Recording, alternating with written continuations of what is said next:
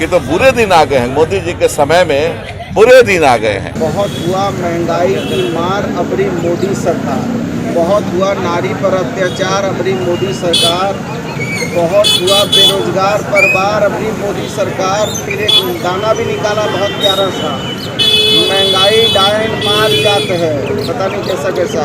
सोनिया जी और राहुल जी ठीक कहते हैं, ये सरकार जो है पूंजीपतियों की सरकार है। पेट्रोल डीजल गैस का जो लेवल था प्राइस का, वो कम से कम वापस आ जाए तो हमारे अच्छे दिन आए। नमस्कार, वेब समाचार में आपका स्वागत है। मैं हूँ काजल।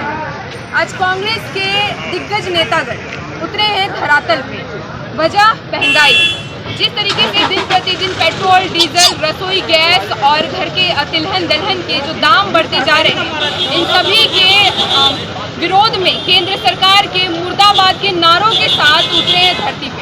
आइए सुनते हैं क्या कहते हैं स्वास्थ्य मंत्री बन्ना गुप्ता, वित्त मंत्री रामेश्वर उरांव और साथ ही मौजूद नेतागण और मंत्रीगण क्या कहते हैं। इसी तौर पर जब देश में मोदी जी चुनाव लड़ रहे थे तो उन्होंने देश की जनता में एक आशा और विश्वास पैदा करने का काम किया था और ये बताने का काम किया था कि देश में जो पूर्व की सरकार है, ये पूर्व की सरकार ने जनता के हितों को ध्यान में नहीं रखा और उन्होंने बहुत सुंदर और बहुत बेहतरीन नारी का प्रबंधन किया और करके कहा बहुत हुआ महंगाई की मार अबरी मोदी सरकार, बहुत हुआ नारी पर अत्याचार अबरी मोदी सरकार, बहुत हुआ बेरोजगार पर वार अबरी मोदी सरकार। फिर एक गाना भी निकाला बहुत प्यारा सा, महंगाई डायन मार जाते हैं, पता नहीं कैसा कैसा।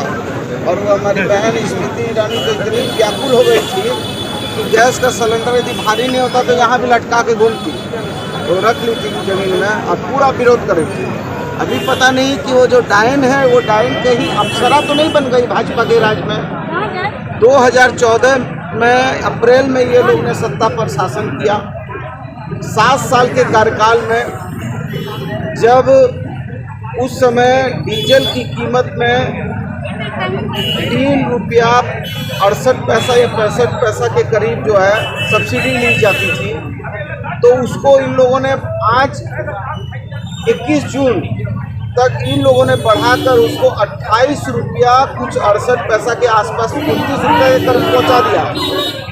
और जो 9 रुपया 20 पैसा पेट्रोल पर लिया जाता था सब ये कस्टम एक्साइज, उसको इन लोगों ने कर दिया 23 रुपया 68 पैसा।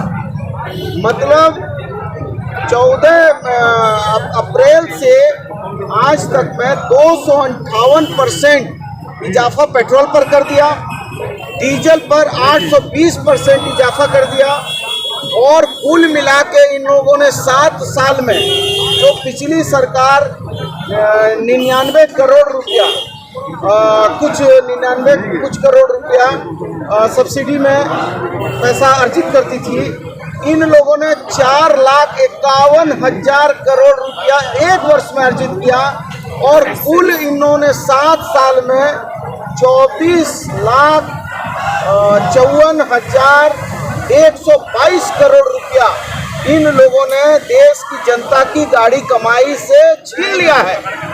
और आज स्थितियां ऐसी हो गई हैं कि आप 1 जनवरी 21 से 7 जुलाई 21 तक में 69 बार पेट्रोल और डीजल का दाम बढ़ाने का काम किया है और आज 100 रुपया से ज़्यादा डीजल हो गया, 100 रुपया में पेट्रोल हो गया, 100 रुपया के करीब डीजल पहुंच गया, 850 रुपया जो है वो पहुंच गया है रसोई गैस। और आप सोचिए कि जब मनमोहन जी की सरकार थी, 1 बैरल क्रूड ऑयल की कीमत 108 रुपया डॉलर थी और उस हिसाब से यदि उसको बाइफरकेट करिएगा तो 1 लीटर क्रूड ऑयल का कीमत देश की सरकार को 72 रुपया पड़ रहा था। लेकिन मनमोहन सिंह जैसे विद्वान मंत्री ने, प्रधानमंत्री ने 71 रुपया कुछ पैसे में देश को दिया सब्सिडी में, जबकि ये देश की जनता की गाड़ी कमाई खून पसीना को की गाड़ी कमाई को चूस रहे हैं और आज इनके नारे जो है ये सारे चीज भूल गए हैं और महंगाई चरम में है। इसलिए हम लोग सड़क से लेकर सदन तक इसका विरोध कर रहे हैं। क्योंकि आप जीडीपी को देख लीजिए, जीडीपी 12% से ज़्यादा गिर गई है। आप देख लीजिए ईंधन और बिजली का जो है मूल्य में 37% से ज़्यादा इजाफा कर दिया है। तो कहीं ना कहीं देश की जनता को गुमराह करके ये सत्तासीन है और इनके कथनी और करनी में सोनिया जी और राहुल जी ठीक कहते हैं। ये सरकार जो है पूंजीपतियों की सरकार है। जितने दाम बढ़ेंगे उतने मुनाफा कमाएंगे पूंजीपति। इसी आधार पर, इसी थ्योरी पर, इसी सिद्धांत पर ये सरकार चल रही है। दूसरी बात ये है कि मेक इन इंडिया की बात करते हैं। पंडित जवाहरलाल नेहरू जी ने, इंदिरा जी ने मेक इन इंडिया किया था। जितने कल कारखाने खोले थे एक मेक इन इंडिया का ही पार्ट था। ये क्या कर रहे हैं? ये तो बेच रहे हैं।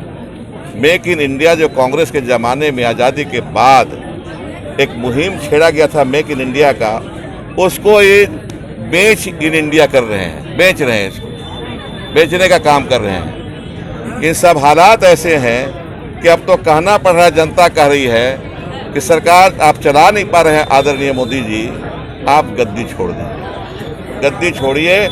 दूसरी पार्टियां आएंगी और फिर पहले जैसी स्थिति लाएंगी। अच्छे दिन आएंगे जब फिर पहले की स्थिति में 2014 के पहले जिस तरह से प्राइस लेवल था, जिस तरह का हर चीज़ का, पेट्रोल डीजल गैस का जो लेवल था प्राइस का, वो कम से कम वापस आ जाए तो हमारे अच्छे दिन आएंगे। ये तो बुरे दिन आ गए हैं, मोदी जी के समय में बुरे दिन आ गए हैं। इस बुरे दिन से निजात पाना है हमको। इसलिए कांग्रेस पार्टी आज के दिन राज्य में आंदोलन छेड़ी हुई है। आज जगह जगह देखिएगा हम लोग आंदोलन कर रहे हैं जिला में और ये स्टेट लेवल में।